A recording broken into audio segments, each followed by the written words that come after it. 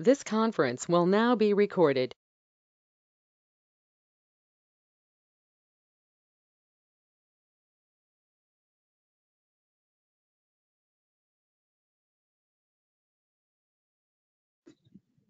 Good morning. On behalf of Ayurveda Adhyan Varga Nanded, it's given me an immense pleasure to introduce Dr. M. Gopi Krishna sir on this platform. So first of all, I'm very much thankful to Dr. Gopi Krishna sir that he accepted our invitation and will deliver a very thoughtful lecture on the Rasa Shastra. Dr. M. Gopi Krishna sir is a very well-known Rasavaidya in Ayurveda fraternity. Sir is currently holding a professor and HOD in Sri JG Ayurveda Medical College, Koppal. Sir has completed his BMS and post-graduation from Vd.M College of Ayurveda, Udupi. And sir also pursuing his geology and chemistry course from New York University. Actually, sir is experienced in all types of Ayurvedic preparation like pottalis, kalpas, kupipakvas, parpati, khalvi, yantra, etc., etc. And along with that, a very well successful clinician as well as academic person with a multi-dimensional views regarding theory and the practical approaches of the Ayurvedic science, especially in the Rasa Shastra. Sir is actually a disciple of the very well-known legendary Professor Siddhinandan Mishra. So actually he is pursuing on the way, on the path, which is directed by, which is actually illuminated by Professor Siddhinandan Mishra. So by not taking much time, I will hand over this platform to the Professor Dr. M. Gopikrishna sir to deliver his thoughts. And I will also give notice to every participant that please be sure that your mic will be muted. Hmm? And if anyone has any query, then please note down that query in the chat box. Sir will try to deliver the answer after his session will be over. So I am now inviting Dr. M. Gopikrishna sir to deliver his thought. Sir. Thank you. Thank you very much. So before we start our presentation, I would like to acknowledge thanks to the whole team of Ayurveda Dhyan for giving me this opportunity to share a few of my ideas and thought processes, especially regarding this particular topic as thinking behind the prescribing the Rasaushadis, especially to Dr. Prasad Kulkarni for inviting me and the whole team for getting me over here to the dais to meet you people and to share few of my ideas. So with this particular thought process, let me start with the presentation. The topic which I'll be discussing today is on thinking behind prescribing Rasakalpas. So it is always important wherein we are very much emphasized or we are very much stressed upon to see what's actually going on surrounding us. At least here in Ayurveda, in India, we find various sects of people. There are few people who are really experienced and fascinated in treating with the herbal set of drugs in Ayurveda. There are set of people who are primarily focusing on the Rasaushadis. There are few set of people who are more emphasizing on the Panchakarma practice. There are few set of people who go for the other sects of treatment, like you have Panchabhautik Chikitsa, some people go for Ratna Chikitsa, some people are there where they do only the Visha Chikitsa. So you have various sects of people. It doesn't mean like it's a Taratama Bhava. All are equally important because all are the hands of Ayurveda. We are all are under only one umbrella, and that is Ayurveda. You don't injure the patient, and you support his medical assistance. then you are said to be an excellent doctor, irrespective of whatever the field you might use. Among the various fields which we have enumerated till now into the fields of Ayurveda, into the various zones of Ayurveda.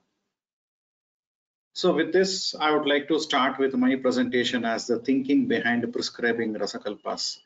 Whenever it comes to the streamline to the Rasakalpas or to the Rasaushadis, it is very much important wherein the people speak about in a number of thoughts, because we are fascinated to read about the modern journals and articles. Heavy metal toxicity, renal toxicity, it causes some alteration in the blood chemistry, then it causes some problems. Is it really safe? We have 101 doubts regarding the Rasakalpas. So this is another way where I would like to really thank the organizers for giving me this opportunity to share these thoughts, because today I'm not speaking about any disease. I'm not speaking about any shrotas. I'm not speaking about a particular disorder. I'm not speaking about a treatment modality. Today I'm specifically asked to give a thought process, like how should I practice Rasa Shastra? What is the thinking process I need to keep before I start a Rasa practice? Is this a safe module or not? Or do I need to think about a number of factors? So with this particular attitude and with this particular background, let us start with today's presentation, thinking behind prescribing the Rasakalpas.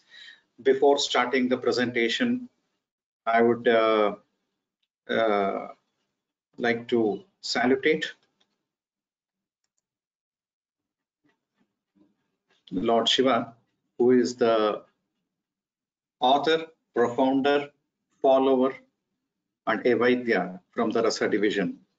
He is a person who has encouraged, and the Supreme Lord of Yoga. Yoga doesn't only mean about the yoga practice which we do. It also means the Rasa Yogas, the formulations. He is a profounder of all these formulations. He is a profounder of the whole science. He is a person who has presented this particular science on towards to the earth. Most of the textbooks, whenever you read, especially with that of the Rasa Shastra, most of them in the last verse or in the last shloka of the chapter where he mentions about Uma Maheshwara Samvade is a terminology what you get. Most of the books, the classical textbooks, not the recent authors. In the sense, it was a conversation between the Uma and Maheshwara, wherein it was being documented either by Acharya Nandi or some Shivagana or some followers of Lord Shiva. And that particular thought process was being documented in the form of a particular textbook. And these were the teachings by Lord Shiva to Parvati. So these are documented verses wherein the science is said to be profounded right from the period of Lord Shiva, irrespective of whatever might that be.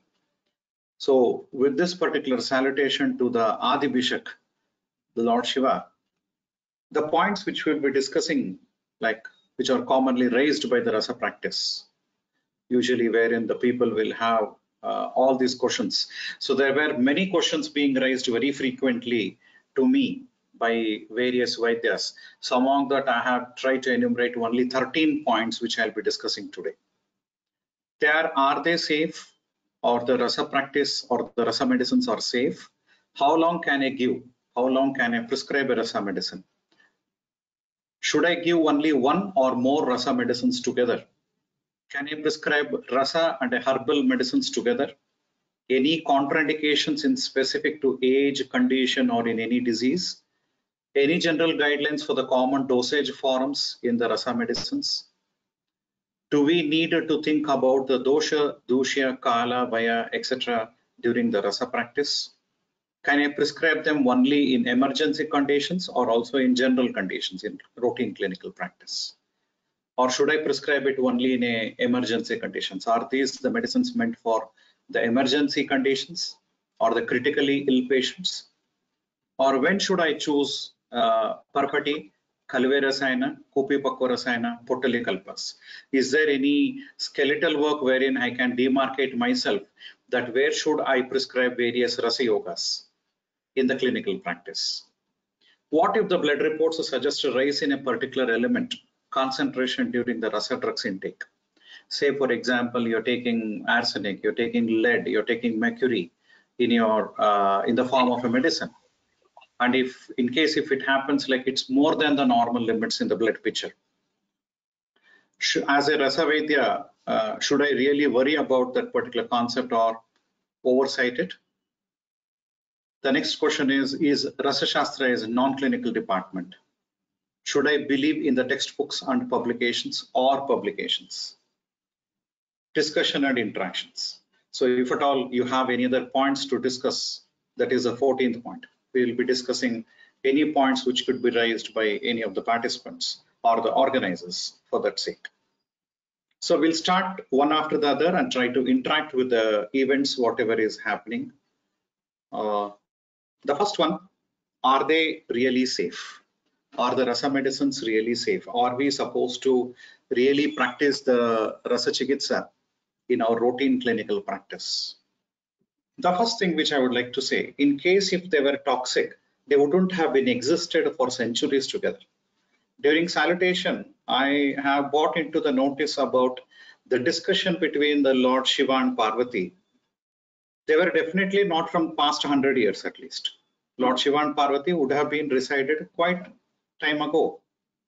So the long history wherein you find the references of the Rasa Yogas right from the period of Vedas, Samhitas, also in the post-Samhita period, and extensively to the maximum level from 8th century to 17th century. Possibly it's called as a golden era of the Rasa Shastra, wherein many books were written. In case if you can know, there are 600 textbooks related to Rasa Shastra. There are 600 textbooks. We are reading hardly some 3 to 5 textbooks or 10 books or 20 books at the maximum in our BMS or MD. MD in Rasa Shastra. Hardly we are referring only some 10 or 20 books related to Rasa Shastra. But there are nearly 600 textbooks related to Rasa Shastra. I myself have given a project report, like I can present at least 1,000 talapatras related to Rasa Shastra, which are unpublished materials, which were written in the Indian languages right from the centuries. So this is also another history stating like how long the history about Rasa Shastra is about. So do we need to think that in case if there is fake science, in the case if this science is going to hurt someone or hamper the organs of the humans, or in case if it is going to kill any person, will so many people in India write so many books? There are more than 1 lakh formulations regarding to Rasa Shastra. When I go and when you have only 64 drugs dealing with the Taratama Bhava, with various permutations and combinations, we have more than 1 lakh formulations. Do you think so something like in case if it is a toxic science wherein by giving some Mrutyunjaya Rasa or Arogyavardhini, the person is going to die, it is going to kill his kidney, it is going to kill the person, it is going to hamper his blood pictures, if it is going to make some person to deteriorate, will the science exist for such a long time? You can compare it to any other sciences. You can compare it to any other things. Say, for example, you go to a particular shop where he deals with all fake items. Do you expect that person to do his business for more number of years, or for he need to shift away or pack away his luggage immediately? It is something like unless and until you are really satisfying the health setup, you're really addressing the health issues, your science is safe. Necessity is the mother of inventions. People found it was essential to practice with the Rasa Shastra, so it was being discovered and it was being documented very significantly from 8th century onwards. In case if it was being found like they were self-satisfied, the science wouldn't have been evolved at all.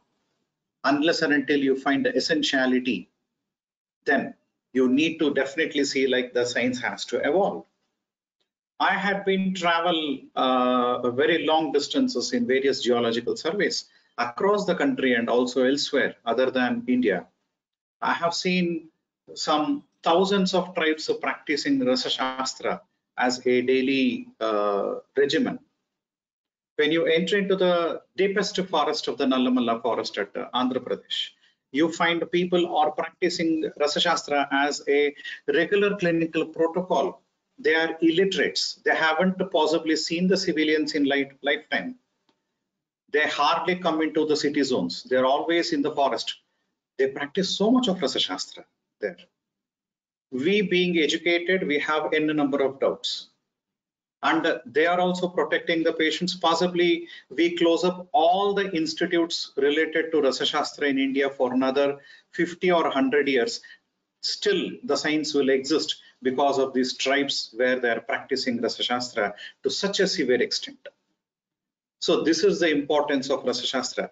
When the science is fake, when the science is set to injure any person, will so many people practice? Will it show its existence from 8th century? Forget about the Vedic period. None of us were been there, or you don't have a proper documentation, if at all you want to think so. 8th century onwards are the books where we have referred, like Rasaratnakara, you have read about the Rasarnava.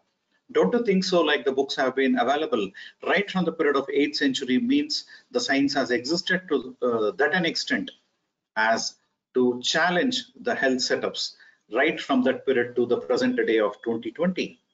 So this history itself is really significant for us to understand. The science is really wonderful and it has to show its existence. The number of books is a second example where I already predicted. The science, okay, let us think so, like all these books were written for time pass. All these 600 books, and at least I know at least 1,000 talapatras. The unpublished matter across the country might be in lakhs, I don't know. But I alone know about 1,000 talapatras related to Rasa Shastra. So all these textbooks, possibly you name it as they were written as time pass. Okay, fine. When we read at least any of the textbook, might be I take it as a standard, as a Rasaratna Samuchay. I do believe this as a Sampurna Grantha.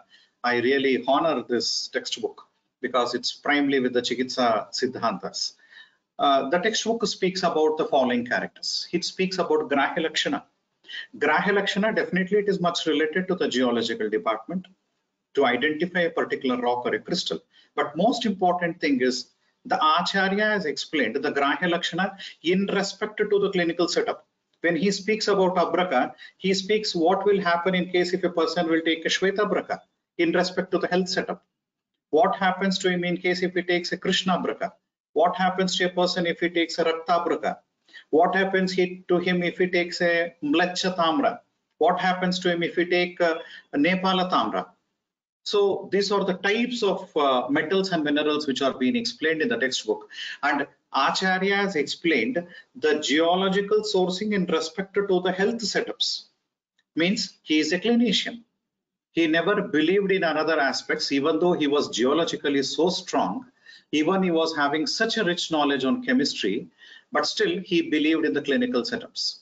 He explains all the toxic symptoms, he explains all the significant issues right from the Graha Lakshana, identification of the drug, and I will say the treatment starts from the Graha Lakshana. Once you select a prime drug, possibly your patient is fine. Why? Just because of the reason most of the drugs which are there in Rasa Shastra act on multi-dimensional view. It is called as a protein hub theory, wherein you have a hub. It's a combined nature. The same drug can act at multiple levels. The same drug acts on cardiac, the same drug acts on liver, the same drug acts on kidney, the same drug acts on hemopietic system, the same drug acts on brain. So this is a fantastic phenomena called as a protein hub theory, which is very much possible with the Rasa Dravya. The next concept, what did Acharya think about, is the Shodhana. Because it has been directly procured from the earth crust, it need to be purified. It need to be potencified. I don't use the term purified. It is to be potencified. Upgrade it, make it homologous. It's an irendriya substance, make it a seindriya. Make a heterogeneous substance into homogeneous substance. So there he has adopted the principles of Shodhana. So during the principles of Shodhana, Acharya has again correlated them to that of the toxins related to the clinical setup. He asked in case if you don't do the Parada Shodhana in a proper way, the person will land up into this dosha. In case if you did not do the tamra shodhana in a proper way, he lands up into ashtadoshas. In case if you don't do proper shodhana of abraka, he lands up into this particular dosha. So he has specified it clinically. So our acharya was a clinician, no doubt in that, because those drugs, when they were being to be done with that of the shodhana procedure, it has to be significantly identified to that of the grahya lakshana, then the shodhana based on the clinical setup. The next thing is a further process of marana and later on with amrutikarana, wherein the acharyas asked us to keep about the attitudes of converting the heterogeneous substance into homologous in respect to the nanoscience, wherein you convert it into a microfine pulverized material as that of marana, where you and it's a complex molecule. I don't say the basmas are a very simple molecules where you get that of XRD or XRF reports in today's laboratories. Copper sulfate, cupric oxide. No, I don't believe in those things, because there are other thousands of drugs which has not been evaluated in the XRDs, which is not taken into the group where you need to identify them. Instead, it is always meant to be very important, like it has to be evaluated from every drug process and next making a biological drug designing. So that becomes a Marana Siddhanta. Again, Marana, it's very specific, wherein you try to identify the drug in respect to the clinical setup and try to prescribe it. You need a bhavana dravya for that. You add some other substances where you have the whole concept of samskara there, as toya sanikarsha, agni sanikarsha, toya agni sanikarsha, shaucha, manthana, desha, kala prakarsha, bhajana, vasana. All these concepts are being included into these procedures. Means it is a clinical setup to ascertain the security of an individual. The next is amrutikarana. After basma, the acharya would have given off the basma to the patient, but he did not give it. What did he do? He has re-established the security in respect to the amrutikarana. Avashesha dosha nirharanartha, the process. In case if at all by mistake you have left out some doshas during the shodhana and marana, it has to be processed into amrutikarana. And that particular amrutikarana, it should be done to make it amruta tulya. It becomes just like a nectar. It becomes just like a nectar, and then it is being administered to an individual. And the most fascinating thing is a Bhasma Siddhi Lakshana. I will say it is an engineering product. What he has done is a chemical engineering product. It is a sort of a high establishment of how the Acharya could have really established this list of features as a Bhasma Siddhi Lakshana. For example, you take small amount of Bhasma, you rub it in between the fingers, and in case if the Bhasma enters into the natural folds of the fingers, then you claim it as Samyak Bhasma Siddhi Lakshana, and it is named as Rekha Purna. When you read into the textbook of dactylography, the science of fingerprinting, the distance between the two natural folds of the fingers of an individual is ranging from 2 to 6 microns. In the sense, if the Bhasma can enter into these minute channels between 2 to 6 micron, means the particle size determination of that particular Bhasma is less than 6 microns. Means it can easily get assimilated into the body. It can show its therapeutic efficacy in the body. This is nothing but something like what you do the scanning electron microscope today, SCM, or particle size determination. Unless and until you have it in the form of a micro pulverized or a nanoparticle of this kind, the absorption is question mark in the body, or it goes away as a macromolecule outside. It doesn't gets absorbed into the system. So this is the Bhasma Siddhi Lakshana. He has ascertained all the Bhasma Siddhi Lakshanas. We need at least 1 hour to discuss only about the Bhasma Siddhi Lakshana. It is out of the preview, so I am going to the next topic. So Bhasma Siddhi Lakshanas are established only on the grounds of the clinical protocols. Again, they are not based only for a time pass or just to have a assignment to establish the books or the textbooks. So these Bhasma Siddhi Lakshanas are very much essential to prescribe them before you give it to the patient. Added to this, many of the practitioners do ask me, sir, what should I know? Because I don't prepare this Bhasmas myself. I just purchase it from some product in the market, or sometimes I take it from any of my friend who is preparing them or something like. How can I ascertain that I prescribe it to my patient? How can I dispense it to my patient?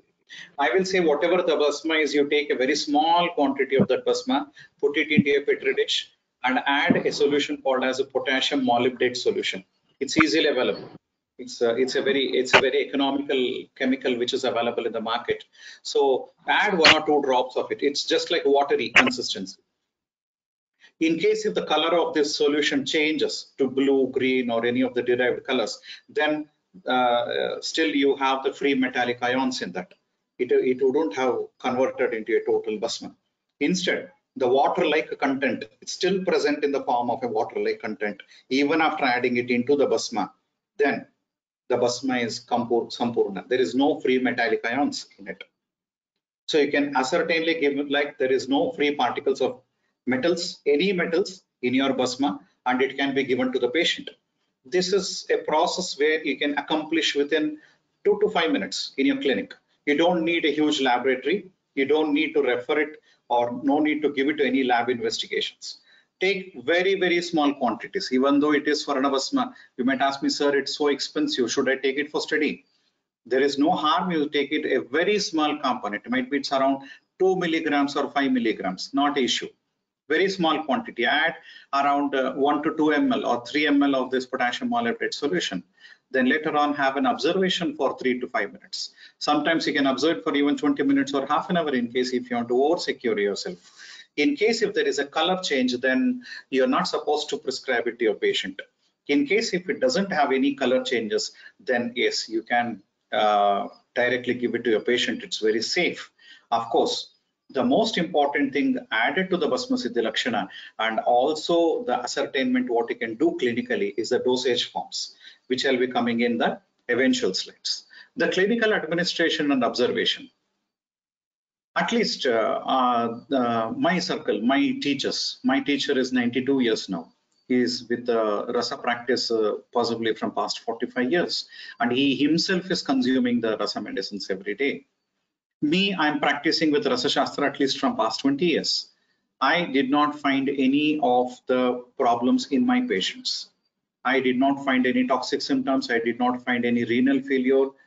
In most of my presentations, if at all you people would have seen over the YouTube or anywhere on the Facebook, etc., you would have been seen many of my case reports, wherein I give it for so many days, and even in the later part, I do establish the renal function test, liver function test, hemopietic investigation, CPC, everything is being usually carried out to reassess yourself like your bhasmas really did not harm the patient. I don't need any of these investigations. It is for the satisfaction of the colleagues and other persons where they are worried about to give about the Rasa medicines to the patients, where it can be periodically re-evaluated and it can be administered. So this is about the clinical administration. You give in a prescribed dose, you use your yukti and you give it to the patient. It is really safe. When I speak about the safety issues, I do remember about one small issue. You have a knife in your kitchen. You can kill a person with it. Is it harmful? Yes, it is harmful. Do you discard it? No. Why? You use it cautiously. You cut the vegetables, you cut the fruits, you use it in your kitchen and utilize it, but with a caution. Similarly is the Rasa medicines. They are extremely beneficial clinically oriented drugs, provided you use it in a proper way. Anything which is used without a safety profile, which is used without a proper knowledge on it, then it is going to hamper or it is going to kill the person. Even water could be toxic. Even a simple herb can be toxic. The amount of food you eat could be toxic in case if it is irrational. So everything should be rational. So this is about the clinical administration and observations wherein you need to know about before you go into the Rasa practice. And this is what you can do when you are in your clinic and try to assess yourself with the safety profiles. You can frequently ascertain them with the frequent lab investigations, at least the prime lab investigations, not all the lab investigations. Don't dump the patient with lots of lab investigations, at least very few of them. The next most important point is how long can I prescribe it? Can I give it for a shorter period? Should I give it for a shorter period, or should I give it for a longer period, or how is it? So can I prescribe these Rasa medicines for a pretty long time? What does the textbook speaks about? None of the textbooks have asked me to stop a particular Rasa medicine after a certain period. Most of the textbooks have claimed like the medicines should be taken, the Rasa medicine should be taken for a pretty long time. They should be given for a very long time. Acharya from Rasarnava and Anandakanda explains of taking the rasa medicines for lifetime. They ask her Nityam Swarnam, Nityam Rasam. You have some references. Anandakanda explains about the daily involvement of a Parada and Gandhaka to be taken every day, which is a rasa medicine, which is to be taken for lifetime. It should not be taken for 1 week, 10 days, 15 days. It should be taken for lifetime. This is what the references speaks about. When I read the chapter where the Mrityunjaya Rasa or Tribhuna Kirti or Ananda Bhairava is being explained, none of the references has asked me not to prescribe the medicine after said period, because none of the shlokas have been accomplished in that particular way. Then what happens? My clinical experience speaks about it. I say like the patient's requirement. In case if it's simple case of rhinitis, you would have given the medicine for 3 days or 5 days or 1 week. The patient is fine. Definitely you can discontinue, need not extend it. But there are certain clinical conditions. Say, for example, some autoimmune disorders, like you have a patient with SLE, like you have a patient with rheumatoid arthritis, like you have a patient with ulcerative colitis. You have certain other autoimmune conditions. Might be it is a case of malignancy, Parkinson's disease. So these are few of the disorders which are very chronic. These are the disorders like yapia, wherein the medicines can be given, needed to be given for a pretty long time. Autoimmune condition is one such a set of disorders wherein your body has turned to be your enemy. It is unable to recognize your cells. So on that grounds, what you need to do, you have to educate your body and treat the conditions. So in autoimmune conditions, what I do, might be say example for a rheumatoid arthritis case, my prescriptions in most of the rheumatoid arthritic cases is Mrityunjaya Rasa, Arogyavardhini and Dashamulakvata as an Anupanam. In severe conditions wherein the patient has got a crippling pain, then I am giving him for Jayamangal Ras for a set period of 3 days, 5 days, 1 month. Once I find the patient is comparatively stable, I withdraw the Jayamangal Rasa. Mrityunjaya Rasa, Arogyavardhini and Dashamola is given for a pretty long time till the patient becomes asymptomatic. The patient doesn't have any pains, discomfort, swellings anywhere in the body, none of the Amavata Lakshanas. Then what I do, I start him with that of Hemagarbha Potali, and also I start with the particular conditions like Tamragarbha or Pravalagarbha for a pretty long time.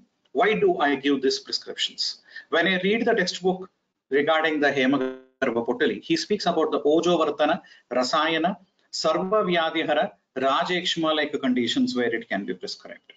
So I need to rectify the autoimmune condition, and gold is one of the best immunomodulator.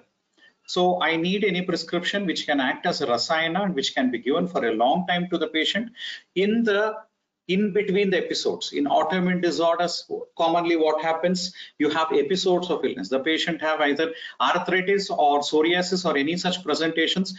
You treat him for 1 or 2 months or 3 months, the patient is fine. Then he becomes asymptomatic. You discontinue the medicine. In another 3 or 4 months, again the things will relapse.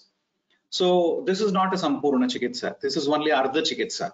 What you need to accomplish it, you need to prescribe him such a medicine that it can stimulate his immune system to such an extent like you don't have a second and third episode of illness to the patient. Even though the person crosses years together, he should not have a relapsation.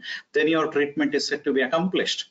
So for that, what you need to do, you need to definitely prescribe to him such a drugs which acts on immune system, like you have Tamra, like you have the gold, the Swarna Basma. So once you give these things, it is going to definitely support to the patient.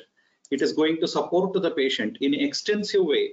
So on that grounds, what I do prescribe to the patients with Hemagarbha. Initially, I give it in a dumping dose. Might be it's a classical dosage of nearly 8 grams per month. Then later on, what I do, I try to reduce it after 2 or 3 months. Once I ascertain like the patient's dhatu sarata has been accomplished, I'm least bothered about the lab investigations. I do definitely go for the lab investigations just to see about in case if at all I need to reascertain anywhere. I don't want to take any chances, but my accomplishments or my protocol should have the grounds as that of the dhatu sarata. Whether the dhatu sara of an individual is right, then what I do, I try to prescribe the medicine to the patient for a pretty long time. Once I confirm like the patient dhatu sarata is being accomplished, then I reduce the dosage. Instead of giving for 8 grams per month, I try to make it for 6 grams. In case if the patient is still fine, try to get it for 4 grams per month. And try to maintain it with 1 or 2 grams, which acts as rasayana.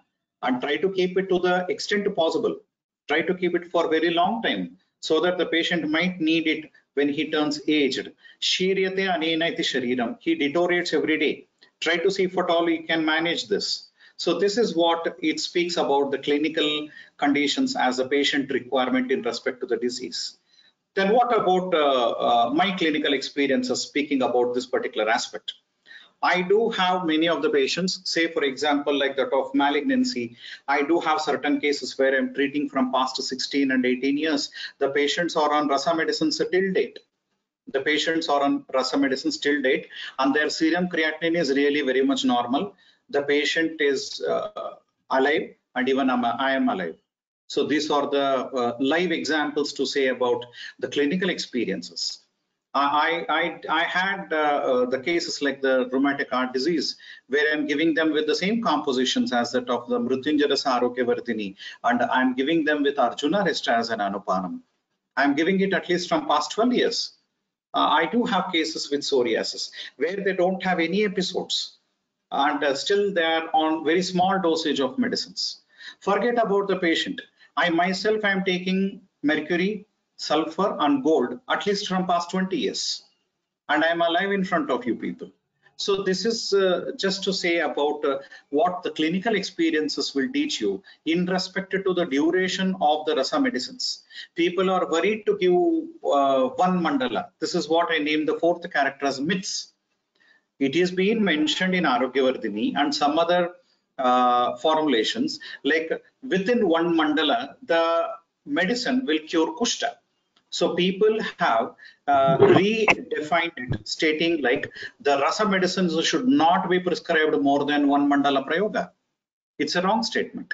The way what Acharya has explained us is within one mandala it is going to cure kushta. Means in case if it is a deep rooted one, if it is bahudosha avastha, in case if the patient prakriti or vikruti is not supporting the treatment modalities, or nidana parivarjana is not being done by the patient, then you have the disease to extend and you need to treat him. You cannot discontinue their medicines. I have seen some practitioners where they give it for 1 month or 2 months, they stop it, the Rasa medicines. And they believe so something like you need to give some herbal drugs or you discontinue the treatment and after that again re-establish the Rasa medicines. No, that should not be given. I don't have any classical references on that grounds and I'm not following it in my practice. I do give it ascertained to all my patients till the disease is being addressed well. In case if there is no relapsation of the disease, the patient is totally fine, ascertained, then I discontinue the treatment. I don't even want to dump the medicines to the patients. So these are the other conditions wherein the patient, like you have the cerebral atrophy. The patient is, because age-wise the atrophy will go to increase because vata. Vayoratri bhukthanam tenta madhyadika krama. So you have vata bhuishta during the age. Then the person is starting having cerebral atrophy. I am giving him apragarva potali from past 15 years. The patient is fine. The patient is totally normal. These are the cases of CA. So malignancy conditions wherein once the patient is out of the illness, once you have treated him, he is out of the illness. The patient might be, he would have opted a chemotherapy and other supportive therapies. Might be the patient did not opt it. It's a left to the patient. It's a left to the patient choice. And he is on Ayurvedic treatment. He is on Rasa medicines. He is scared. Many of my patients are scared to discontinue the treatment.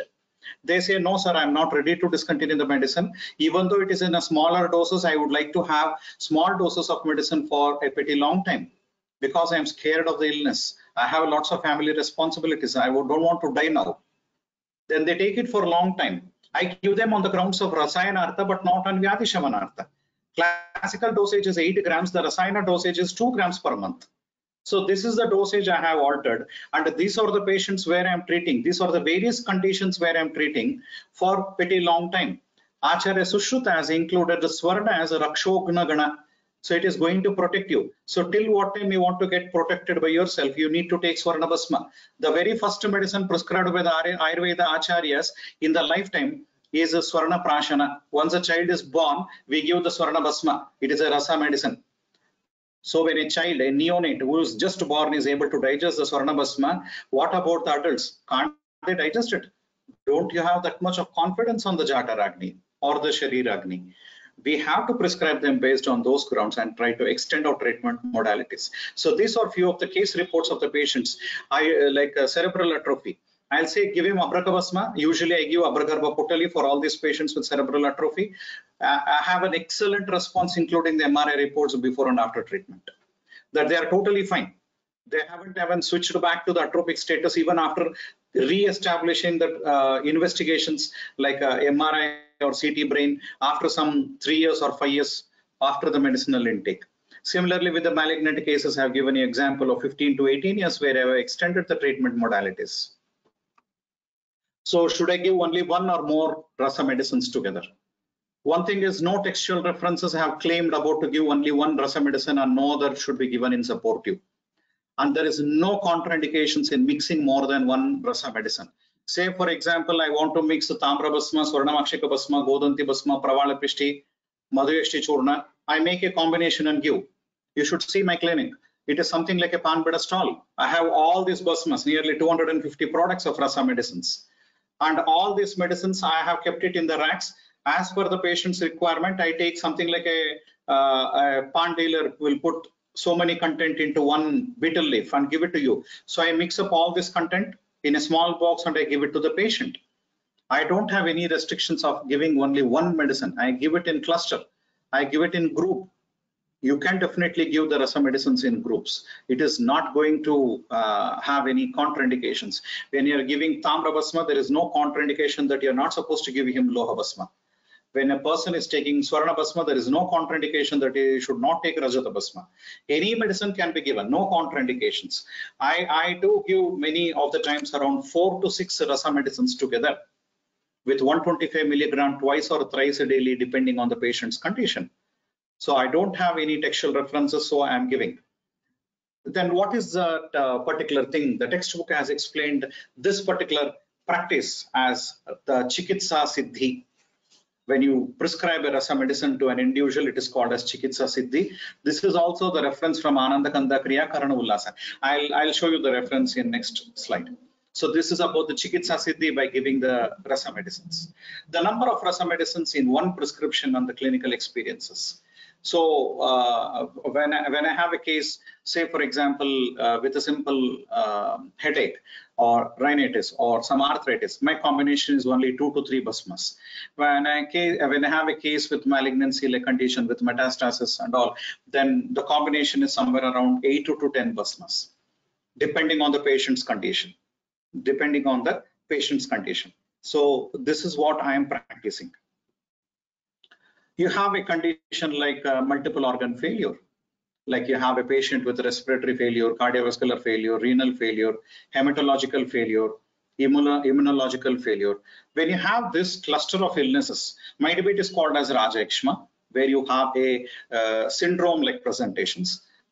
In case if you are really able to identify the clinical benefits by giving only one basma, like as you see in case of Abrakavasma and Swarnamakshika basma, they're said to be an excellent, because the Falashruti explains as Sarva Vyadihara. For these two drugs, he explains as Sarva Vyadihara.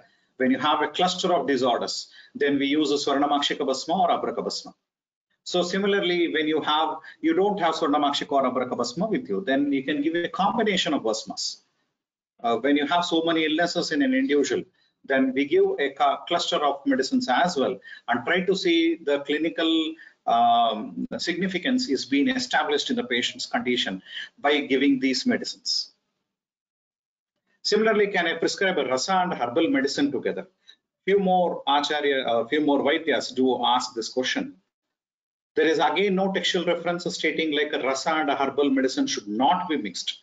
It is also emphasized you have some thousands and lakhs of combinations wherein you have a metal and a herbal mixture together.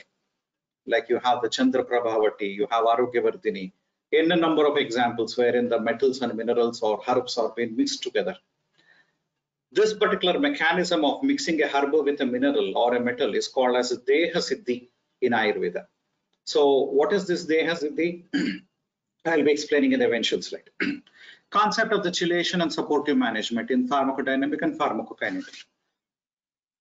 This is a very important phenomenon because people are worried about the heavy metal toxicity. Once you give the medicine, we are always with a cross finger stating like, if in case if at all it's going to hamper the patient's condition. Most of the herbs do have the chlorophyll as an ingredient, and this chlorophyll is a metallic chelator. Metallic chelators are the substances which doesn't make any of the metal to accumulate in the body. It enwraps it and pushes it out through the fecal matter. It doesn't allow it to settle in the body. It doesn't allow the basmas to settle in the kidney, liver, or elsewhere in the body. It always try to see that the condition is being well supported. So this is going to definitely alter the pharmacodynamic and pharmacokinetic properties because of this chelation therapy which you have when you support it with a herbal and a mineral or a metallic component. And added to that, Rasa medicines acts as a drivers. They acts as a targeted drug delivery system. Rasa is having a synonym called as a Sutta. Sutta means a charioteer. Charioteer equivalent terminology for the present generation is a driver. They take the substance to the target in case if it is being tagged with a proper substance. Say, for example, I want to do the shodhana of gugulu with various compounds or various substances which has been given in the textbook. When I do the gugulu or shilajatu shodhana with dashamulakwata, it acts as a shodhara. The same gugulu when I do shodhana with kshira, it acts as rasayana. The same gugulu when I do the shodhana with gomutra acts as lekhana. The gugulu when I do shodhana with that of trifala acts as a anulomana, srotos ramsana in properties. When I do the marana of abraka with kasamardha swarasa, it is best shwasa kasagna. When I do the marana of abraka basma with erandapatra swarasa, it is very good in case of vatavyadihara. So I have changed the biological molecule. I have changed the pharmacodynamic and pharmacokinetic property of it. How? Because I have tagged it with various principles of treatment during the pharmaceutical processing. So the Rasa medicine acts as a driver. You tag it with a suitable anupanam, it goes and acts in a particular way. This is called as a target drug delivery system. Paul Ehrlich in 1931 is the first scientist who has claimed the target drug delivery. Fortunately or unfortunately, Ayurveda Vaidyas could identify this concept of target drug delivery right from the period of the Samhitas. So most of the Rasa medicines are targeted to the organ system. Say, for example, you have specific drugs which acts on liver. You have specific drugs which acts on spleen. You have specific drugs which acts on heart. You have specific drugs which acts on brain. So this is about the target drug delivery system because it is being biologically designed with other herbs and minerals in such a way that the substance is being absorbed more in a particular way in a particular system of the body. So these are the benefits of the Rasa medicines when it acts as a driver or as Sutta. The combination of metals and minerals and herbs together makes a person as a successful clinician. This is what Acharya asks you to in Anandakanda Amrutikarana Ullasa. Sir Rasah Kramate Dehe Siddhe Sambhavantihi. See, he is asking, Sir Rasaha Kramate Dehe. It gets assimilated. It's not a placebo effect. It doesn't mean that the metal or a mineral enters into the body and gets evacuated through the fecal matter. Kramate Dehe, it assimilates all over the body. Siddhaya Sambhavanti, it causes the Chikitsa siddhi. When you give a mercury or a metallic preparation, it causes a siddhi. Rasayane tu ya prokta mulika deha siddhidaha. In case if the metal or a mineral is given along with a mulika, then it causes the deha siddhi. When you mix a herb and a mineral together, it causes the deha siddhi. This is a reference you have from Anandakanda Amrutikarana Ullasa, 4th chapter. So this is very important wherein Acharya has asked us to consider a combination of a metal and a mineral together and try to prescribe it to the patient. Any contraindications in specific to the age, condition, or in case of any disease. The textual references claims about no contraindications in respect to the age. Only one reference what you have for the textual references is he explains about the Bala, kaaladi, apekshaya. So you don't have any contraindications. You have a medicine like Arogyavardhini. I do give for a neonate who is recently born or just born, to a age-old person as well. So this is about in respect to the age, condition, or in any disease. So my clinical experiences have thought of practicing them even in pediatric practice to geriatric practice. In most of the clinical conditions in respect to all ages, I don't have any age bars. Only thing is the posology or the dosage form will alter. I don't give the 125 milligram to a neonate. I don't give it in a pediatric case. Instead, that is the dose which I give it in most of the patients who are in a normal adult. In respect to the condition, acute or chronic. If it is an acute onset wherein the dosage might be a bit more, chronic onset, you need a long duration of medicine to rule out it, because you might have a lena dosha avastha. You might be having a deep-rooted doshas. You might be having multiple involvement of the dosha doshas. So in a chronic illness, the dosage formation is different. So the dosage has been altered based on these conditions. But in respect to age, no. In respect to disease, yes. If it is alpa dosha avastha, then the medicines required is very much less. If it is bahu dosha avastha, then the medicines required is more. There are certain conditions, say for example, the pain management in malignancies, especially where you have a severe pain and the patient is unable to tolerate it. In all these conditions, I'm making the patient to sit in my OPD and ask him to take the medicine for every hourly basis. Every 1 or 2 hours throughout the day from morning to evening, I prescribe him some Rasa medicines. He will be dumped with nearly 1 gram of metallic basmas per day, but with cautiousness, definitely with all the measures needed for that particular patient is to be carried out or is to be kept. And it has been prescribed because there is a severe vitiation of the doshas where it has to be controlled all of a sudden and try to see if the patient is being responded very well.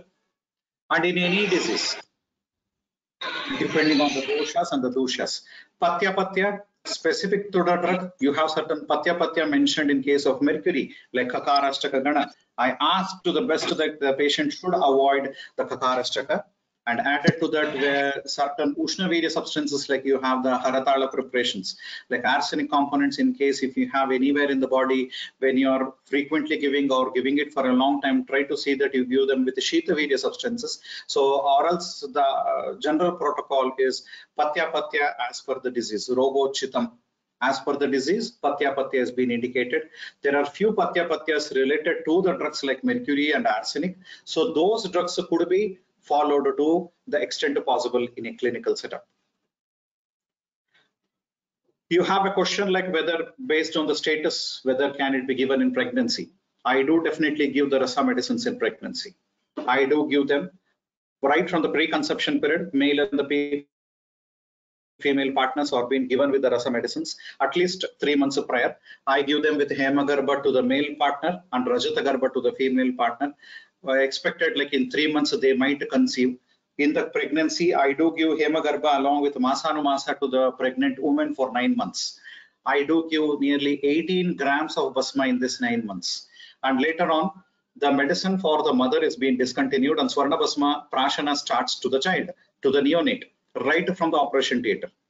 In case if it is possible and the doctor permits and if the patient is having a belief, then I start giving the administration of Swarna Basma right from the labor ward, not labor ward, from OT, operation theatre. In case or I start giving it from the labor ward, right from day one, before the child will have the mother's milk. So the dosage I give is nearly 1 gram of Swarna Basma, which is Ashtasamskarita Paradamarita Swarna Basma. 1 gram in 1 year of the child's life, we are prescribing them with that of the medicine of Swarna Basma. So during pregnancy, if at all you need any other medicines also, I do prescribe. I don't have any hesitation, provided you re-establish like the medicine preparation is really genuine. You have prepared it in a proper way, then it can be given. You have conditions like oligohydramnios, eclampsia, post-eclampsia, pre-eclampsia. You have other complications like bicornuate uterus. Might be you have some other complications of pregnancies. I am giving them with that of Rasa medicines. Even I have few of my students who take Rasa medicines throughout pregnancies. I have given it for my own children. My wife has taken it in the whole of pregnancies. So we have totally given lots of Rasa medicines during pregnancy, and I did not find any problem, any complications either in the mother nor in the child. My first patient, where I was in my house surgeon, where I have given them the Rasa medicine during the pregnancy and also after labor, Swarnaprashana to the child, the same protocol. The person, it was a son which was born, and he's also got married and he got children today. Means as per the modern science, where you need to study the 3 generations. I have seen in this short period with the 3 generations, like on all the 3 generations are fine. I have treated the mother, his son, and his son has got another son now.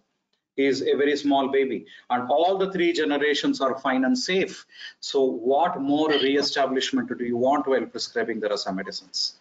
So this is about the pregnancy. The second thing is about the renal complaints. So even in renal complaints, no textbook has asked us to ward off the Rasa medicines. I am prescribing the Rasa medicines to the patients who are suffering from the kidney disease. We have a notion, a myth, stating like heavy metal toxicity. Who is giving heavy metals to the patient? I'm not giving any heavy metals to the patient.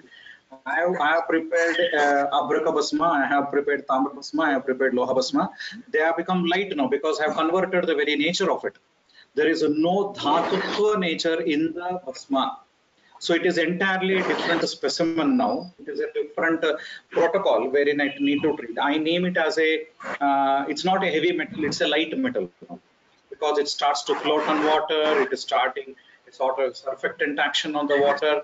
You have so much of things which can be analyzed. So even in renal complaint, I don't have any complications in advising any of the Rasa medicines. Of course, when the patient's Bala is less, the dosage is very less. I do prescribe them with a very small dosage form, but still I do prescribe. In acute renal failure or chronic renal failure also, I am prescribing the drugs like Apraka, Swarna. I have given them with Tridhatu. I am prescribing the patient with that of Badarashma, Trinakantha. There are so many metals and minerals and so many components of Rasa medicines which I am prescribing in case of renal complications. Even in case of geriatric practice, I'll say in Vruddhavastha it is very essential because most of the Rasa Aushadhis or Rasayana in action, Shiryate Anayanati Shariram, usually there is Vata Bhuishta, Prakrutitata Vayu Vata Bhuishta in the geriatric people. And in all these conditions, it is always beneficial in case if you can give them some Vata Shamana Dravya or a Rasayana Dravya, and the excellent choice could be a Rasa medicine. So the Rasa medicine is a Rasayana and also Vata Shamana in nature. So it is very much extensively used in geriatric practice. So it is used in male, female, children, and all age group of patients. It is used in all age group of patients. It is also used in all sorts of infections. It is used in all sorts of infections, including a viral, bacterial, and all sorts of infection pathologies also, and also in traumatic conditions. So many traumatic conditions are there. We are prescribing, say for example, you have Krimi Mudgara Rasa, Krimi Kutara Rasa, you have Tamra Basma, you have Abraka Basma, you have Swarnamakshika Basma. These are being prescribed in all these conditions. So these are the various sects of zones of life wherein we are prescribing the Rasa medicines very safely. Any general guidelines for the common dosage form? The textbook has explained half rati, 1 rati, half to 1 rati. So many things are being explained in the textbook. And it's a general guidelines. That is a general guidelines. But specifically, the textbook has explained Bala, kaaladi, apekshaya. You need to fluctuate the dosage form based on his physical strength, mental strength, kriya kala of an illness, what stage of the illness the person is about, and what is the dosage of medicine you want to prescribe. What is the condition the patient is suffering from, and based on that you are supposed to prescribe him with that of the medicines. So prescribing these medicines, the patient would have got good relief by considering the Bala.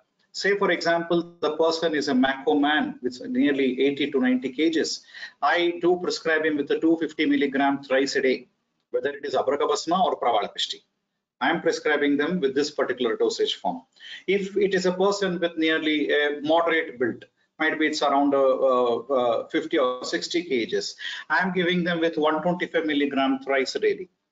So you can fluctuate the dosage. In case if it is Bahudoshavastha, wherein you have the multiple involvement of the various doshas and dhatus in the body involved in forming the samprapti, then the dosage is very high. Once you ascertain like the condition is under control, then you can reduce it, then you can withdraw it. or you can reduce the dosage forms depending on the clinical presentations. So this is about the Bala, kaaladi, apekshaya, which is also explained in the same textbooks. And even in Charaka Samhita, Acharya is explained. The dosage form explained in the textbook is only a skeletal work, a outer sketch. You are supposed to identify the actual dosage form on this background and try to prescribe it to the patient. There are many conditions, like I had a case with ICU where he had a parenchymal liver disease. He was in a cirrhosis of liver. I have prescribed him with 2 TDS of Arogyavardhini, 2 TDS of Ekrupli Hariloha, Tamragarba Potali, nearly half gram per day. I have given him with Kumari Asavaza and Anupanam, and the patient is survived and even is alive even today. He has walked out his ICU. Once I prescribe this, I do have the scanning report of the patient before treatment and after treatment. The patient's parenchyma disease is extensively repaired within 20 or 30 days. The scanning report says it's a total normal figure what you find after this period. So this rejuvenation, which is so quick, it's based on the dosage form.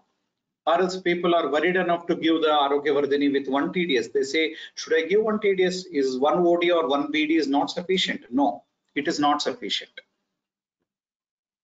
Do we need to think about the dosha, dosha, kala, vaya, etc.? So what does the textbook speaks about? There is a reference stating, like in Vaishyajaratnavali, like na doshanam, na deshanam, vaya has in that way. Why this particular thing? But what did my clinical experiences have taught me? My clinical experiences have taught me we have to definitely look upon the dosha, samprapti, vaya, kala, desha, everything, and then prescribe the medicine. There are many drugs like abraka, which is a shitavirya. I need to give it to reduce the hot flushes in an individual. I need to prescribe such drugs in the disorders related to the Rasa and Herbal. I do have many drugs which is very much related to that of the particular dosha. I have n number of drugs which acts on vata. There are so many drugs which acts only on pitta. There are so many drugs which acts on kapha. I have so many formulations of the similar kind. Mahavata Vitvamsa Rasa, Sammira Pannaga Rasa. You have Brihatvata Chintamani, Vata Kulantaka Rasa. So they are related to Vata. You similarly have Pitta Antaka Rasa, Pitta Bhanjana Rasa. So these are related to Pitta. Kapha Ketu Rasa, related to the Kapha. So the textbook also have explained about where it is specific about the one dosha, where also it can be given. So it is definitely, it could be really foolish in case if you don't want to establish dosha, dosha and other substances in the patient. We have to establish it. But why this particular sloka has come into existence if in the textbook like that of the 20th century as by Ratnavali is just because of the reason you cannot frame Abraka Basma to be acting only on Vata, Pravala Basma acts only on Pitta. No, this you cannot ascertain. That is the reason why the shloka has come upon. Because by samskaram gunantaradhanam, you can change its very qualities of it. You can make a Pravala as Ushna Vedya and you can make Abraka as Shita Vedya.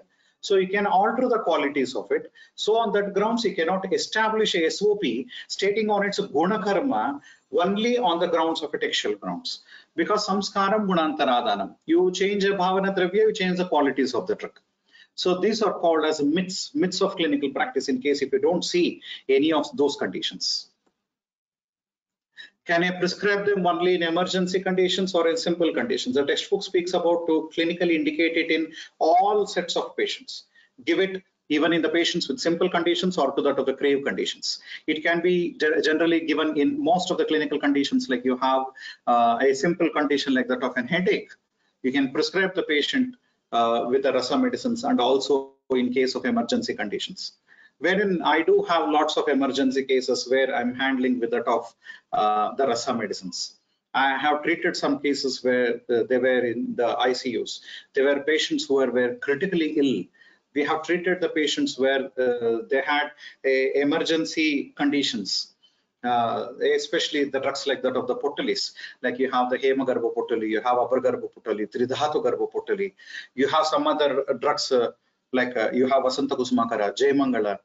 These are drugs of emergency uses which can be given in most of the emergency conditions. When should I use Parpati, Kalviya, Kupi, Pakwan, Potali, Kalpanas? The method, how do you prepare, explains the way how you have to practice. So the first one is about the basmas or the kalviya rasayanas, where the guna karma or most of the time pertained. It is, say for example, you handed kajali in a preparation like Arogyavartini. It is because of its guru and saraguna, it does anulomana. So try to give those kalviya rasayanas wherever you expect a guru guna to be attributed in an individual, and especially to the disorders related to the koshta very specifically, and especially related to Vatanulomana.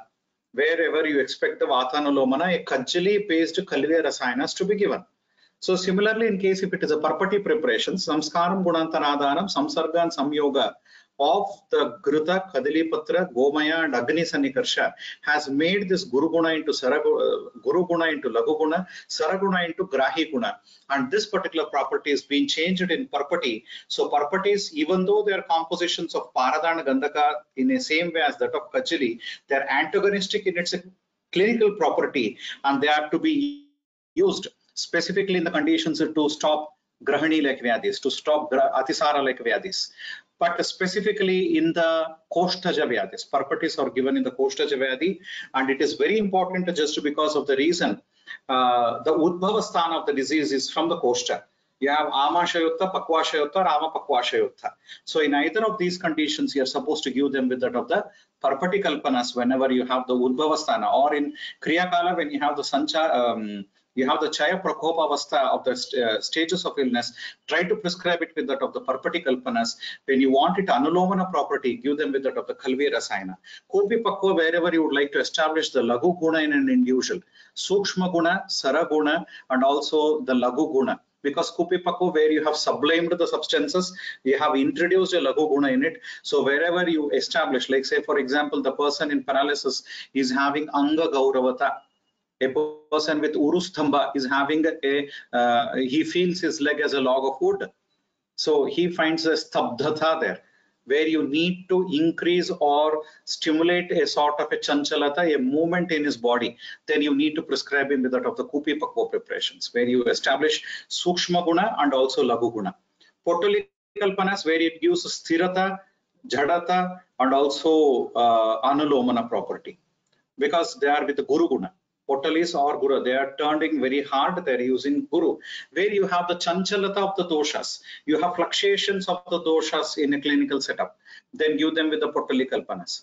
You have the patient with tremors, where it is having a asthirata in the body, like you see in case of Parkinson's disease, where you see the doshas which they are moving around in malignancy patients, like the conditions wherever you have in autoimmune conditions, where the asthirata of the doshas, asthirata of the dhatus, they are frequently changing their positions. Might be it is because of the Sangha, it is because of the Vimarga Gamana or Atipravrutti. In all these conditions, we do prescribe them with that of the Potali Kalpanas, by which the condition of the various clinical protocols can be well arrested and can be brought to normal. The most important phenomena, what in case if the blood reports is said to be raised. I am giving the Haratala preparation to a patient, and once I give Haratala preparation, the composition of arsenic is said to be raised in the body for sure. I am prescribed him with that of copper, and copper is being raised in his blood in the form of ceruloplasmins or any other levels. It is said to be raised because you are giving him orally. So when should you worry? You should worry only in case if the person is definitely having a sort of a complications in it. Arsenic, serum level of arsenic is raised, serum level of copper is raised. There are certain clinical conditions established in the Rasa textbooks.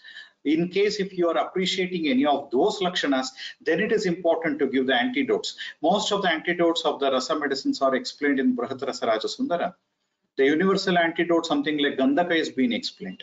You simply in the clinical experiences speaks about giving the cream of milk, which palliates the most of the conditions of most of the metallic irritations in the gut. So it acts as a very good chelator. It acts as a demulsifier, and it is going to remove it out. So this is going to support the individual to an extensive way. So this is how you can establish yourself. But seeing raised arsenic or seeing raised in copper levels or whatever the drug you are giving to the patient, don't get to panic. It is said to be raised because you are administering it. Where should it go? And re-establish it after certain time. Might be it's after 15 days, 1 month. give it to the patient. You re-establish, reassess yourself. You will find the levels would have come back to the normal. You will see the levels will come back to the normal. Unfortunately, the people who are fond of going for these standards, we are eating breakfast, lunch, and dinner 3 times a day. We never established the standards. We never established the toxicity study. No one have established the toxicity study of roti and dal. But they occasionally you're taking medicines. They want to establish all these things. They're scared in case if something goes wrong. The person is taking n number of medicines which are known to have side effects as per their textbooks, but still they are being prescribed very liberally as OTC products. But our medicines are having so many securities like Shodhana, Marana, Amrutikarana. The textbook speaks about the safety profile. It's clinically oriented. Then it is being administered in the clinic. But still the people will have a sort of a question mark in the mind. Can this be given? So these are the notions where you need to alter. And you find some articles where it has been published like a person taking some Vasakasava serum blood level were increased. What happens in case if serum blood level is increased? Is he having any change in his creatinine value? Is he having any change in his liver function test?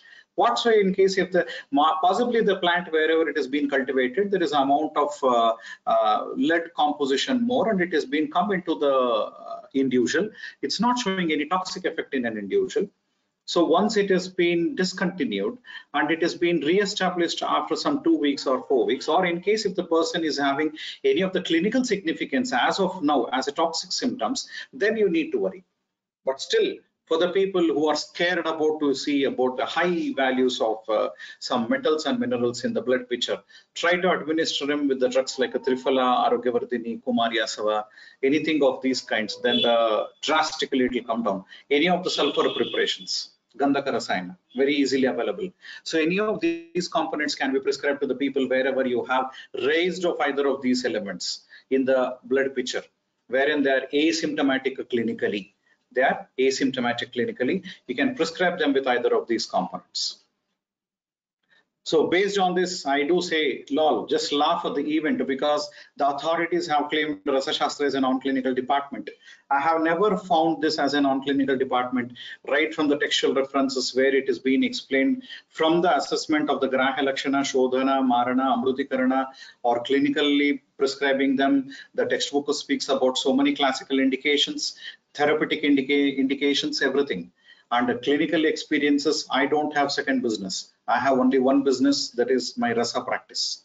I am survived with only Rasa practice. So this is what my clinical experiences have taught me. In case if somebody or either of the authorities say like Rasa Shastra is a non, because we are very much fascinated to compare with other sciences and demark ourselves with respect to the departments. So we are claimed as a non-clinical department. I'll say Rasa Shastra should be claimed as an emergency or a critical care unit. It should be definitely scheduled as one of the best department and clinically oriented, because every shloka or every word in Rasa Shastra textbook is clinically oriented.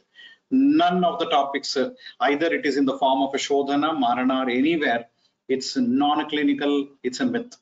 So don't have any notions like Rasa medicines are non-clinical. It's a purely a clinical subject, irrespective of the authorities have claimed it as a non-clinical department. So should I believe this is most important are the texts of the publications? Yes, no, or both. It might hurt many of the feelings, like if at all I speak anything about this particular concept, because I strongly feel I need to refer only the textbook and the clinical experiences of my teachers and my experiences in my clinical practice. I don't believe really much on much of these publications because they tend to change. My textbooks have never changed right from the period of 8th century at least. They are the same. None of the next authors have proved it wrong. None of the next authors have claimed that something was written wrong there. So nothing of those kinds. I don't believe much in publications, because I have seen, I have named many of the publications as even paid scripts, because I have seen some people, they pay small amount of money and they make the articles to publish. And based on that, if I started treating my patient instead of reading a textbook, then I'll be a fool.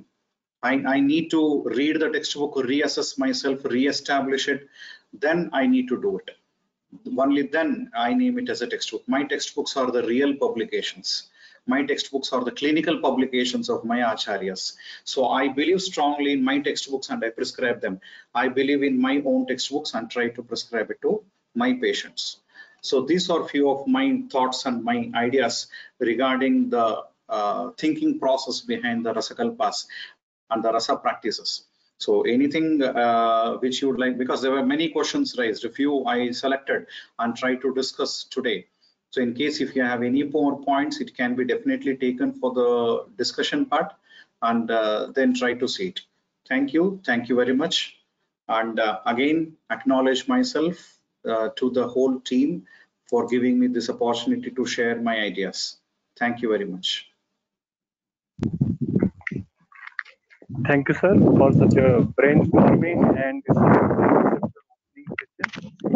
definitely it is a thought-provoking lecture. Sir, can we take some queries? Yeah, definitely.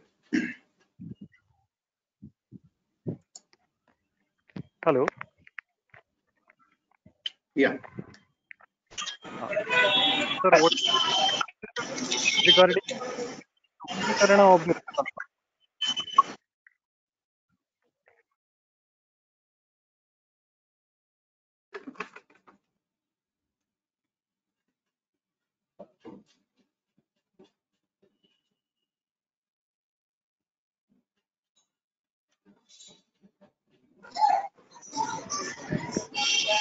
hello? Hello. Yeah. Sir. One query is there. What is your opinion regarding the Sukshmikarana? Sukshma Srotogami, where the drug can enter into the Sukshma Srotas. It is possible only in case if the particle size is very small, which is usually seen with what is named as a nanoparticle. That is called as basmas. Make it to more fine. Say, for example, like you see in case of abrakabasma, you can make it basma in 20 putta, you can make it in 30 putta, 100 putta, and 1000 putta as well. The more and more finer you make, more will be the penetration capacity. Sukshma Srotogami.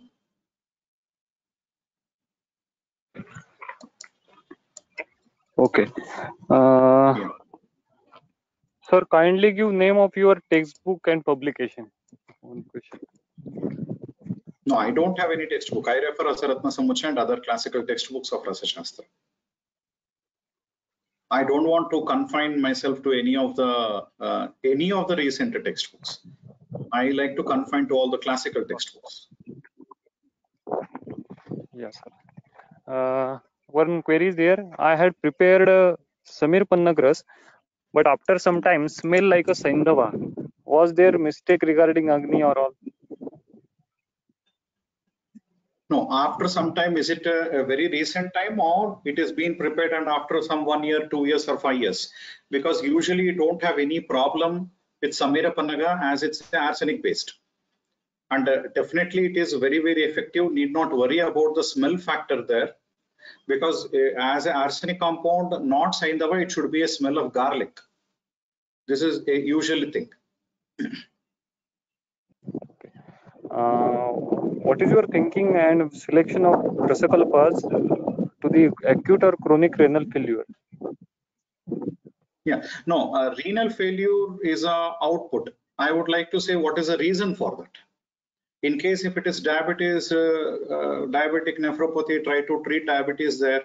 I'm giving them with that of Chandra Prabhavati, Arogyavardhini, Asanadikwata. In case if it is because of hypertension, I'm giving them with that of Dashamula, means Chandraprabha Arogyavardhini with Dashamula.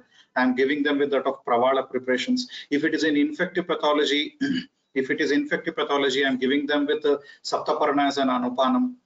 So I go on changing the Anupanam, but the drug is most of the times the same. I give Badrashma Pishti. In case if you have the renal parenchyma is altered, then I'm giving them with that of Swarnabhasma and Abrakabhasma, by which the parenchyma is re-established.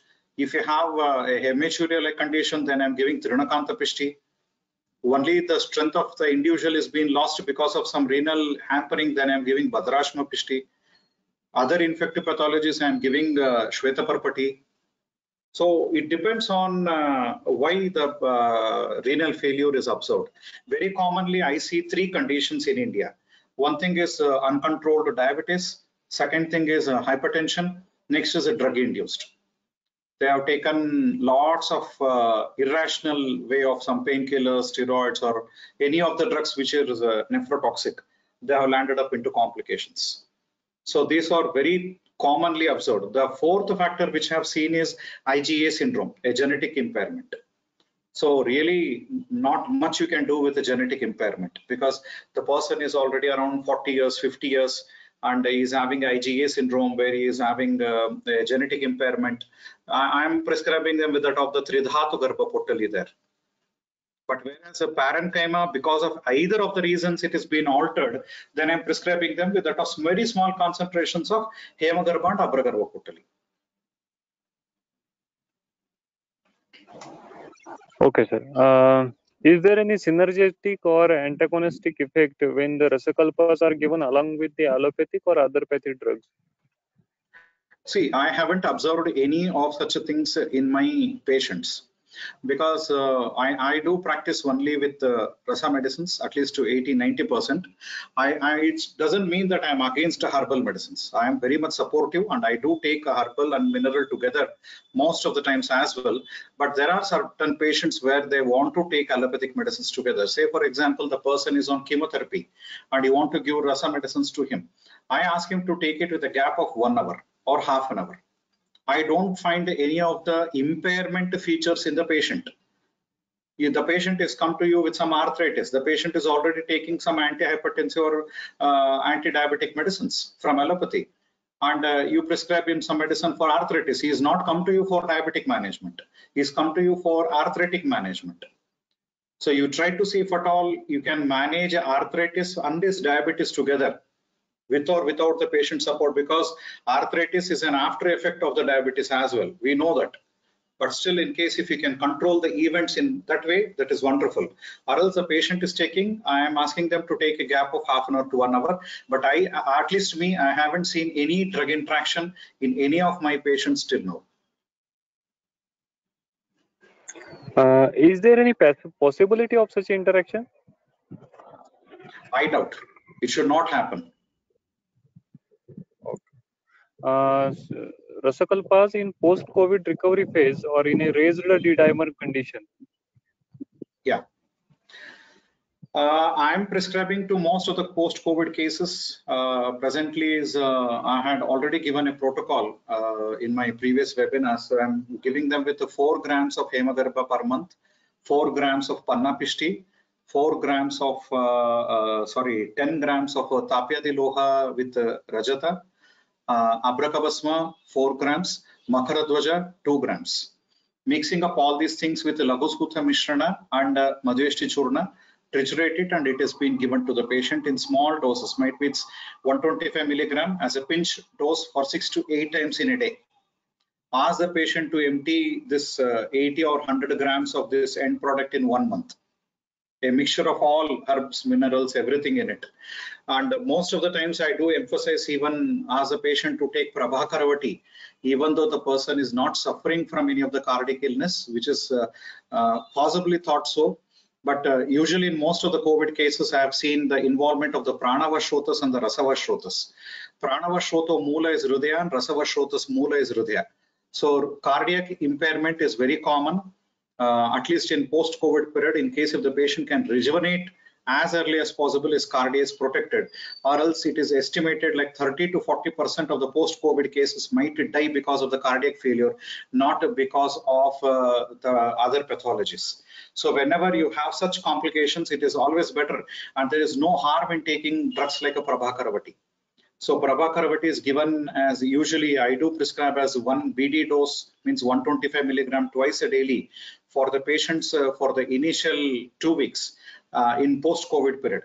and for 3 months, 1 OD, 1 tablet once daily, and discontinue it. For the people who are taking Hemagarbha Potali, it is excellent.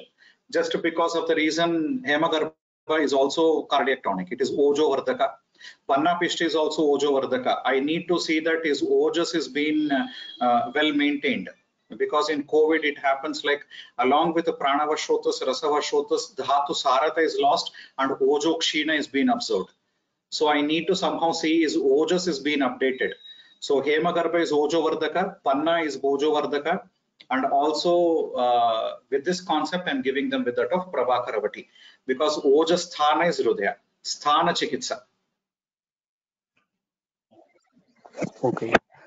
Sir, for non-Rasashastri Vaidyas doing Ayurveda practice, they are procuring Ayurveda medicine from the pharmacy. Then in that scenario, how to authenticate such a medicine or such a Rasakalpas? Now, one thing is there are many good companies across India where they are preparing good Vasmas possibly even. But it can definitely be seen, as I said, whenever you're worried about whether the Vasmas are prepared properly or not, potassium molybdate solution can be kept along with, mix it up with the Vasma and try to have an observation for some 5 or 10 minutes. It's a gross assessment. I don't say that is a pinpointing assessment, but you will come to know like there is no free metallic ions in the Basma. Means there is no apakwa Basma there. It can be given to the patients very conveniently. What should be our area of domain of interest, or what should be our new avenues regarding the research in Rasashastra? I will say, in case if you would like to develop any of the new avenues, try to make it in respect to the clinical setup. I am least bothered in respect to the toxicity profile. I am least bothered to establish like Mrutyunjaya Rasa as Jwaragna. Spend your time of 10 years and scratch your head for 10 years, it's waste. I know Mrutyunjaya Rasa is Jwaragna. My textbook has claimed I'm giving in the clinic and it is effective. For sure, it is effective. Why I want to waste another 10 years on that? Try to give new protocols. Say, for example, you have 67 drugs. Is it possible that you can establish more drugs? Say, for example, cobalt is not explained. Can you take cobalt? You have Samanya Dhatu Shodhana, you have Samanya Dhatu Shodhana, Marana, everything is being explained. Is it possible to establish cobalt into our subject? Is it possible? I'm not asking, it is possible. Is it possible?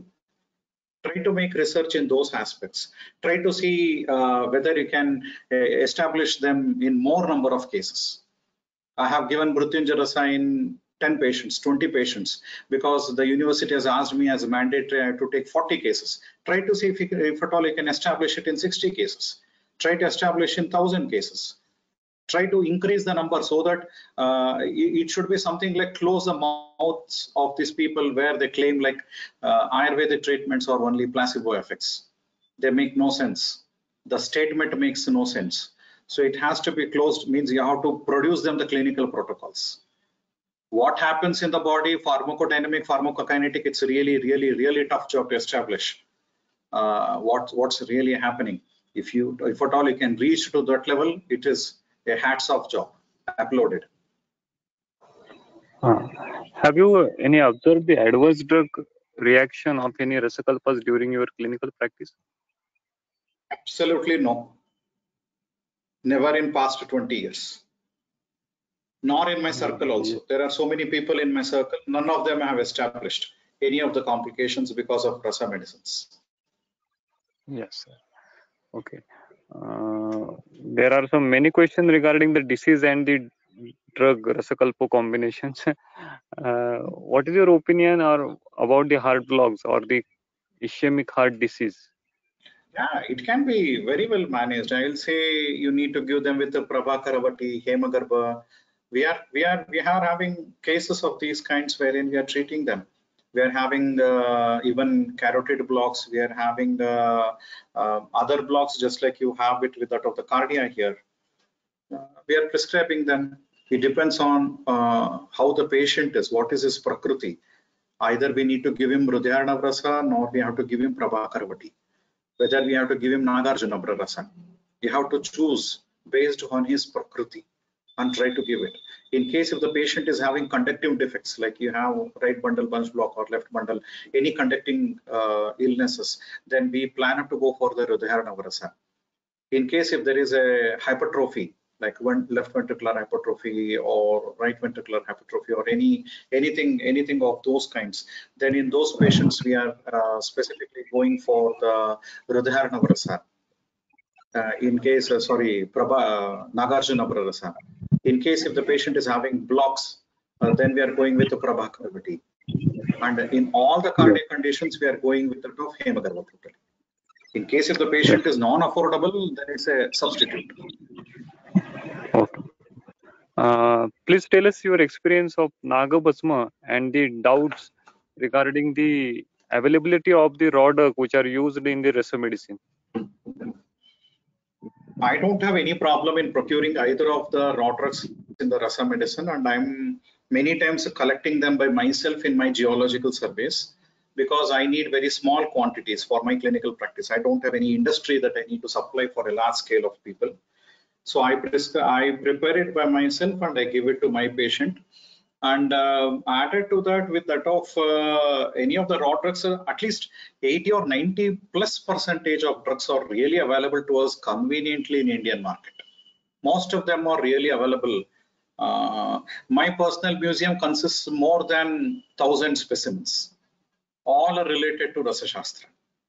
So things are quite easily available. That's not really an issue, like it should not be available. There are very few things. Say, for example, Giri Sindura, Agni Jara, they are also available, but they are very, very seldom.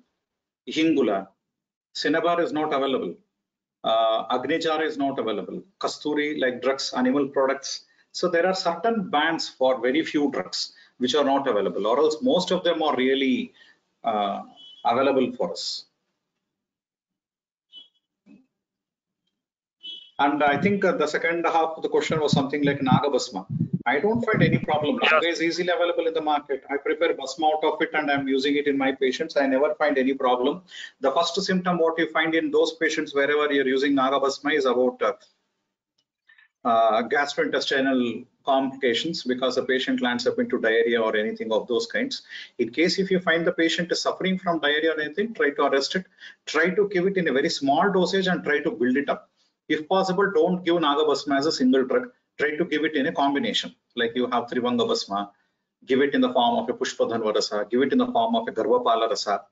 So try to give it in combinations, if at all. Or you're scared about to give and you would like to give only Nagabhasma, give Nagabhasma mixed up with some a neutral drug, like might be to something like Avipatikara, Godanti, Madheshti, any of these drugs, mix it and try to give it to the patient, where most of the times you don't have any problems or complications in the patients. Okay. Sometimes with the use of Kasisa Basma, the teeth becomes black. Is it due to the improper Shodhana or the side effect? No, it's not a side effect. You need to give more amount of potas. You haven't totally converted it.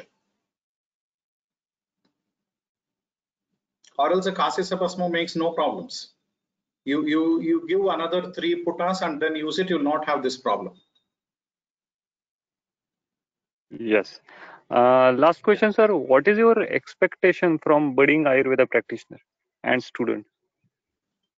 Love the textbook and practice. Don't believe in any other things. We are clinicians. Any department, Ashtanga, Ayurveda, all departments are clinical. Don't demarcate yourself as a non-clinical department and clinical. You are from Sharira Rachana, you're a clinician. You're Sharira Kriya, you're a clinician. You're Rasa Shastra, you're a clinician. You're from Kai Chikitsa, you're a clinician.